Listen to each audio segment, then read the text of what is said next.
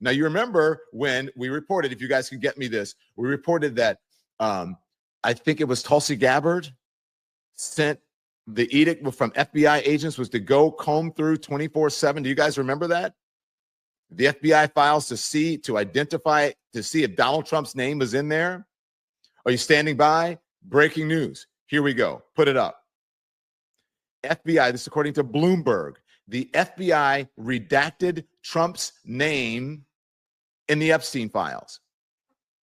An FBI Freedom of Information Act team redacted Trump's name and the names of other prominent public figures from the documents. That's according to 3 people familiar with the matter. Jeffrey Epstein's former girlfriend and convicted co-conspirator, Ghislaine Maxwell, has been moved from a federal prison in Florida to a prison camp in Texas.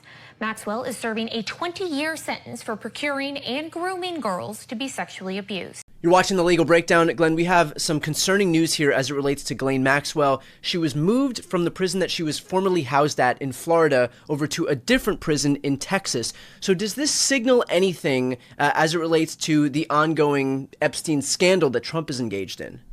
You know, Brian, the most reasonable interpretation of this transfer of an inmate from one facility to another is that Trump, Bondi, Todd Blanche and company are already bestowing benefits on Ghislaine Maxwell. It's definitely coming from Trump himself as someone who worked in his first White House. You look at what the White House strategy was to combat this. They originally came out and said, look, Trump kicked him out of his club because he was a creep. And then Trump came out and said, well, no, it was because it was, I'm not on the list and, and all this stuff, and tried to push back. And then he tried to push the conspiracy theory that, oh, no, it was Comey and Obama who put me on the list. So then he's acknowledging that he's on the list somehow. And then it turned into him saying, oh, well, no, it was a dispute because he was poaching staff of mine. And he admitted that Virginia Giuffre was one of those staff members who was poached from Mar-a-Lago. And that was in 2000. And mind you, then you have Trump on record saying 2 years later that Jeffrey Epstein is a terrific guy and that he likes women like him, but he likes them young. And so it doesn't really seem to align then if, like, the reason that he kicked him out of the club was for poaching staff, but then it took several years for him to actually kick him out. I mean, he was on the logs at Mar-a-Lago up until 2007, I believe. So he's trying to throw whatever he can at the wall and see what's going to stick, but none of it seems to be sticking. And he's trying to gaslight his supporters right now to ignore this issue or distract them with these conspiracy theories. And it's not going to work this time. And this is the first time I think you're really seeing a divide between him and his base. And it's because his base cares about this issue. And so the response from the White House has just been totally mangled. But Trump is definitely the one dictating it. And I'm sure his advisors are trying to give him advice on it. But that at the end of the day, he's going to do what he wants to do. The lawyer for the only person in prison for Epstein crimes, Ghislaine Maxwell, she was convicted of the luring of minors, the sex trafficking, revealing she has now been moved to a minimum security prison in Texas. This is unusual. It is suspicious. It comes after her suspicious DOJ interviews and where Trump wouldn't rule out pardoning her. This looks like help for her. Looks like leniency. Looks like a reward. And the reason it looks like that is because, A, there was no automatic sort of legal process that would just lead to this. B, it is in direct contradiction with the rules. You know how we have written rules? They're not laws. It's not a crime to move people around as an exception. But the BOP, the Bureau of Prisons, has rules that convicted sex offenders cannot get this type of better minimum security prison. So I just want to pause here and tell you what's happening. Say you think the Epstein story is sometimes overblown. Say you think it's become political and the right wing's doing this and Democrats then jumped in, but Democrats weren't talking about it last year, and it all kind of seems like a lot of noise.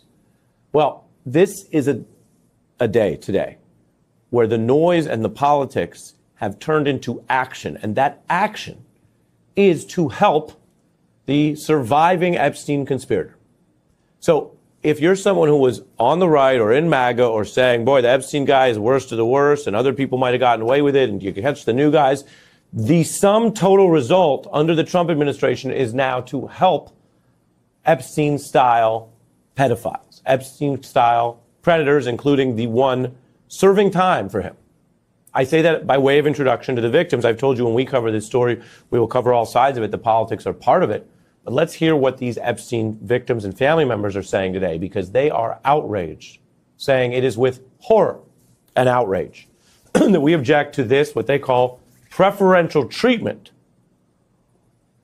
for convicted sex trafficker Ghislaine Maxwell that she's received. Quote, Maxwell is a sexual predator who physically assaulted minor children on multiple occasions. She should never be shown any leniency.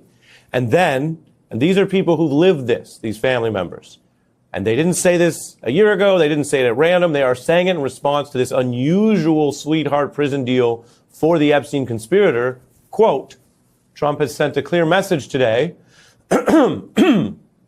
Quote, pedophiles deserve preferential treatment according to Trump. That is how the Epstein victim's family views it. Bloomberg reports FBI teams saw Trump's name in the Epstein files and redacted them, that he was mentioned multiple times, and the DOJ did this review, found all that material. Bloomberg saying hundreds of agents actually worked on this at one point, and it was a controversial matter to put so many resources into reviewing the documents, which then all led to nothing. The 2-page memo, which just said, we're not giving out more information. Republicans are facing heat from voters, meanwhile, because they are tied, of course, to MAGA. They're tied to President Trump and an agenda that is really closing in on all sides, that is saddled. You have the unpopular healthcare cuts in that budget. You have the extremism, many people have found, of the immigration agenda. And you have the Epstein uproar showing that an administration that ran on and claimed it would bring more transparency and justice to the Epstein case has brought only secrecy and now today leniency for an Epstein conspirator. This is Donald Trump's phone number in Jeffrey Epstein's personal little black book from the 1990s. In 2021, Business Insider obtained an address book no one had ever seen before. Jeffrey Epstein got away with what he got away with because of who was in his address book. What's interesting for us about this book is a new cast of characters who we didn't previously know had interactions with or did business with him.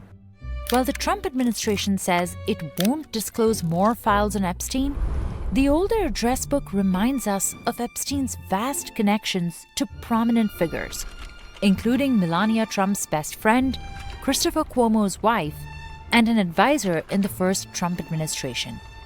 Our first thought was to just do whatever we could to verify that it was real. We've obtained a copy of an address book that we believe belonged to Jeffrey Epstein, and your name and contact information are listed in the book. I'm a reporter for Insider. I'm just calling everybody who's in this address book who has not previously been publicly associated with Jeffrey Epstein. We need to make sure it was a real artifact that really represented something about Jeffrey Epstein and his connections to people. The story is not one that sounds exactly believable. Someone dropped Jeffrey Epstein's address book in the 90s and now belongs to some guy who lives on a farm in Vermont.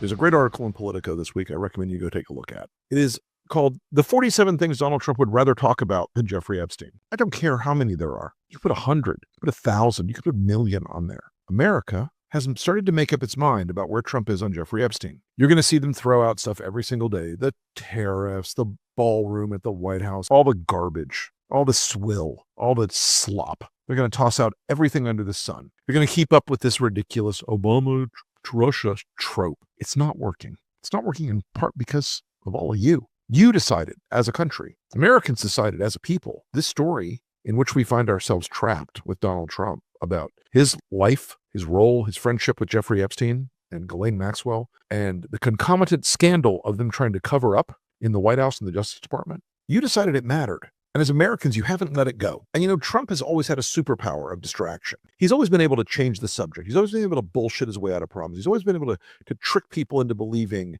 that the last outrage should be forgotten so you can talk about the next outrage. It has been an extraordinarily effective strategy for him for an entire decade, but it is not working. The elephant in the room today is that tactic has started to fall apart. I have a suspicion, and I think this could be a good thing for the country. My suspicion is that while that strategy has fallen apart for his Epstein-related defense, I also think it's good for the country that we may be growing up a little bit. We may be understanding a little bit now that chasing the next dragon, chasing the next rabbit is not always the strategy for a responsible citizenship. It's not always a strategy for a country that needs to preserve and protect itself. The ubiquity of Donald Trump's lies every single minute of every single day for 10 years.